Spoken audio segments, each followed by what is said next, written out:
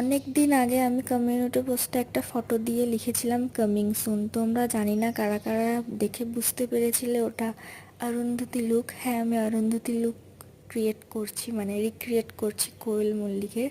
আমাকে কোয়েল মল্লিকের মধ্যে একদমই দেখতে না, তাও আমি আমার বোনের ইচ্ছাতে রিক্রিয়েট করছি, আর কারণ আমাকে আমার বোন রিকোয়েস্ট করেছে।